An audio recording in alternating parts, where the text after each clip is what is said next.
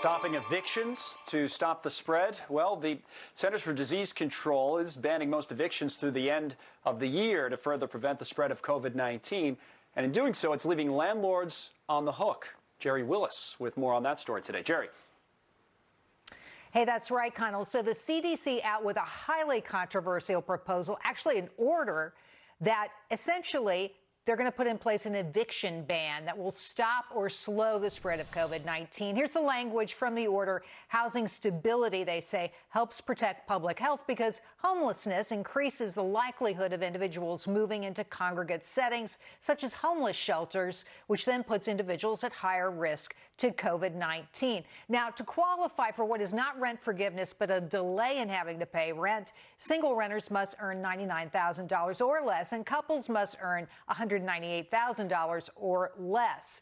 And unlike the CARES Act ban on evictions, which applied to 12 million renters or 25% of the whole, this applies to 30 to 40 million Americans, so a lot. But Tim Rood, a former Fannie Mae executive, says the policy leaves a lot to be desired. Listen. It doesn't do anything to actually forgive rent. It doesn't do anything to replace rent. And then it puts the burden, the financial burden of the public policy itself on the backs of landlords who don't have any relief. So, in fact, far from being deep-pocketed investors, 50%, half of landlords are mom-and-pop operators. The National Multifamily Housing Council says this: an eviction moratorium will ultimately harm the very people it aims to help by making it impossible for housing providers, particularly small owners, to meet their financial obligations and continue to provide shelter to their residents.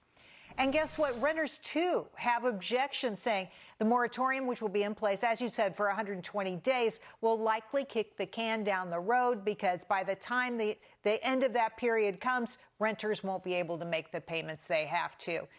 Finally, Connell, I think that down the road you will see legal challenges to this because already people are saying the CDC has overstepped its legal mandate. Really interesting angle to watch on all of this. Jerry, thank you. Jerry Willis with the reporting there. All right.